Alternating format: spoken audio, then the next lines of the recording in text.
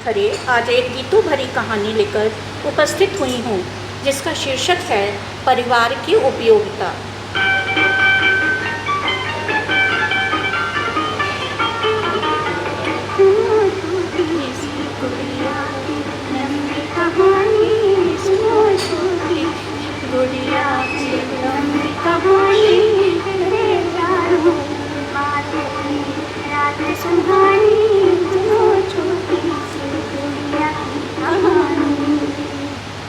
एक बार अवनी की माँ को एक ऐसे प्राचीन गुरुकुल के बारे में पता चला जहाँ शिक्षा केवल किताबों तक सीमित नहीं थी, बल्कि जीवन के हर पहलू को सिखाया जाता था। अवनी की माँ ने वहाँ जाकर गुरुजी से मिलकर सारी जानकारी ली। गुरुजी ने माँ की आंखों की चमक और जिज्ञासु मन को पहचान लिया था। उन्होंने मुस्कुराते हुए कहा, यहाँ गुरुकुल में बच्चे केवल अक्षर ज्ञान नहीं, बल्कि स्वयं को पढ़ना सीख जाते हैं। अवनी की माँ भी यही चाहती थी कि वह अपनी बेटी को शहरों की चमक दमक व टीवी मोबाइल जैसी चीज़ों से दूर रख सके और जीवन की वास्तविकता को समझ सके। वहाँ के प्राकृतिक और आध्यात्मिक वातावरण तथा अनुशासित जीवन शैली से प्रभावित होकर उन्होंने अवनी का गुरुकुल में प्रवेश भी दिला दिया। 15 दिन पहले से ही वहाँ के नियमों के आधार पर उसकी तैयारियाँ शुरू हो गई थी। जल्दी ही उसके जाने का दिन भी आ गया।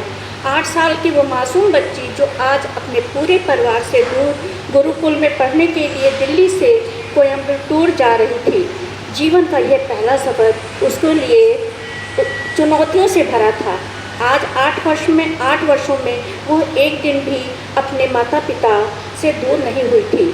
अपने पापा की तो वो लाडली थी, अपनी बेटी में उनकी जान बसती थी, लेकिन उसकी माँ के निर्णय को भी उन्होंने उसके भविष्य बनने के लिए स्वीकार कर लिया था। अवनी अपने पूरे परिवार पर माता पिता का आशीर्वाद बनकर अपनी कृपा बरसा रही थी। वो सबकी आंखों का तारा थी।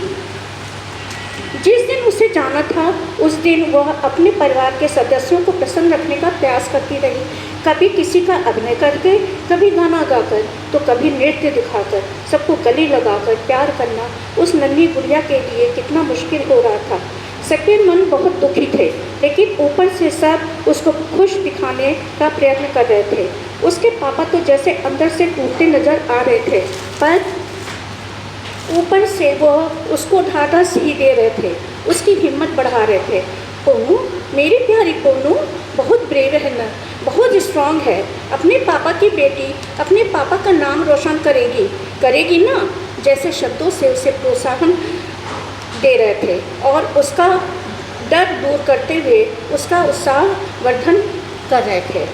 लेकिन उसके चाचू नहीं चाहते थे कि वह गुरुकुल में इतनी दूर जाकर पढ़े। उनका कहना था कि वह अभी बहुत छोटी है, दुनियादारी नहीं समझती। दुनिया में लड़कियों के साथ जो हो रहा है उससे उसके चाचू का मन सशंकित हो रहा था। दूसरी बात यह भी थी कि वो घर की जान थी। छोटे बच्चों के नाम पर वही थी जिससे घर में चहल पहल बनी रहती थी।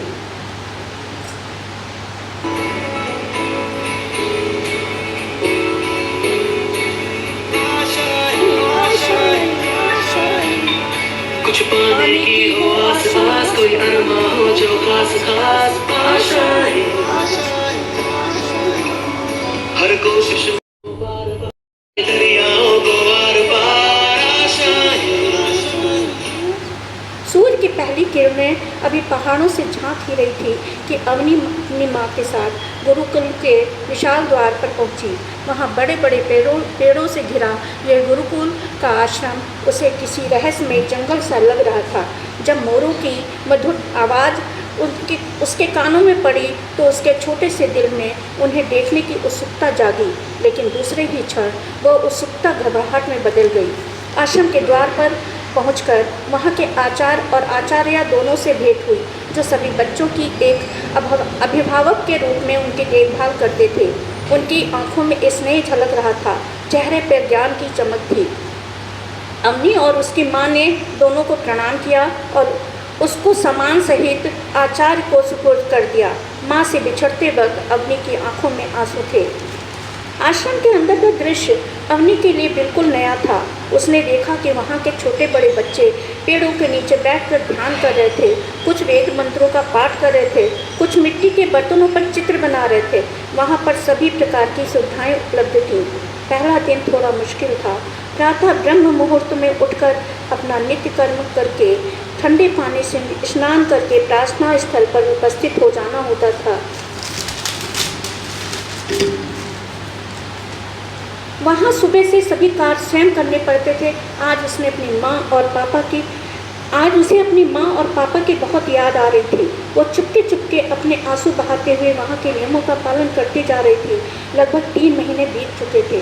14 अगस्त को उसके आश्रम में अभिभावक गुरु मिलन समारोह का आयोजन रखा गया था। अवनी का पूरा परिवार यानी उसकी दादी, बाबा, चाचू, माँ और पापा सब उससे मिलने के लिए एक दिन पहले ही पहुँच गए थे। उसे ये बताया नहीं गया था, यह योजना गुप्त रखी गई थी। दोपहर का समय था। वहाँ के सभी बच्चे भोजन करके वापस जा रहे थे। उन बच्चों में अवनी की दादी की दृष्टि उसे ही ढूंढ रही थी, जो भोजन कक्ष से दूर खड़ी थी। वहाँ निर्धारित समय पर ही बच्चे से मिलने को देने का नियम था। अचानक उसकी दादी की दृष्टि अवनी पे पड़ी, जो सबसे आखिरी में सीढ़ी से उतर रही थी। उसका चेहरा उतरा हुआ था। तभी उसकी दादी ने जोर से आवाज़ लगाई, गुड्डा, मेरा बउआ। दादी की आवाज़ सुनकर वो पलटी और उन्हें देखकर जोर जोर से रोने लगी। हाथ फैलाकर वो गले लग जाना चाहती थी, लेकिन दोनों मजबूर थे। उसकी दादी ने उसे संकेत से चुप हो जाने को कहा और कल मिलेंगे कहकर आंसू भरी आंखों से उसे जाने को कहा। वो दिन उसका कैसे बीता होगा, ये सिर्फ महसूस किया जा सकता है। सभी उससे मिलने के लिए उत्सुक थे।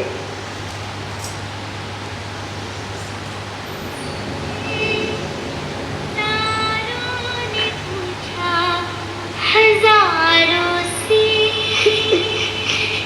सबसे प्यारा कौन है? पापा, मेरे पापा, पापा, मेरे पापा।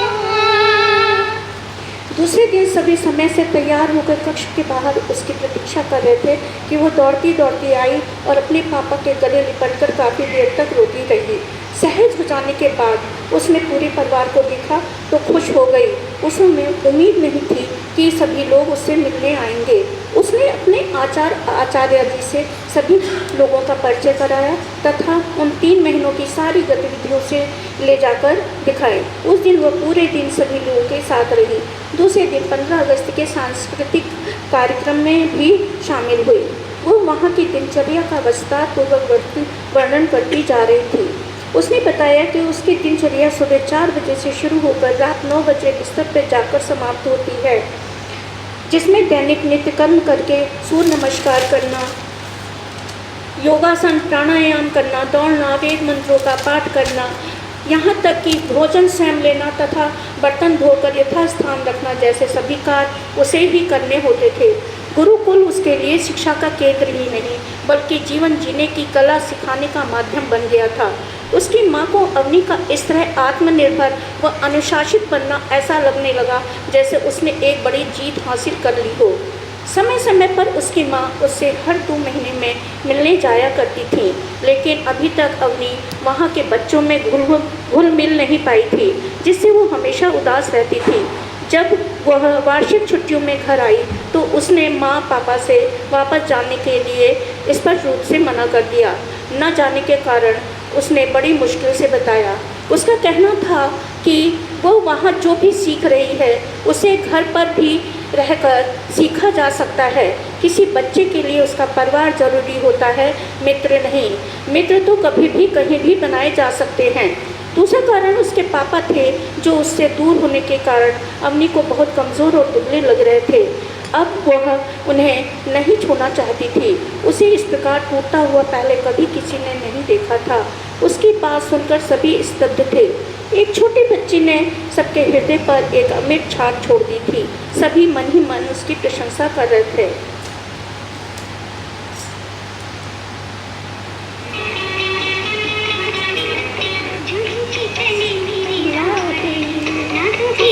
मेरी लाडली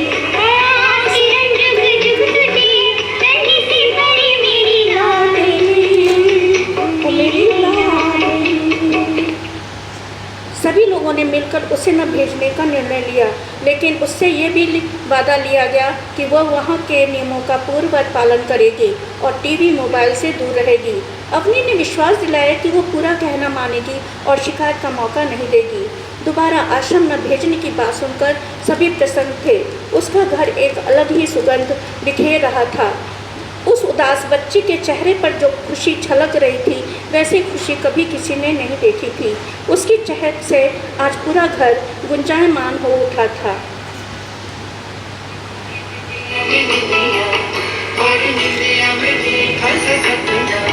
और सपने में मिल जाए फरिश्ता सा कोई,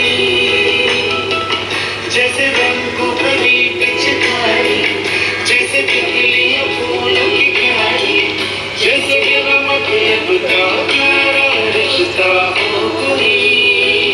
ये तो आशा की लहर है, ये तो उम्मीद की सहर है, खुशियों की। आपको ये कहानी कैसी लगी? अपनी प्रतिक्रिया अवश्य दीजिएगा। धन्यवाद।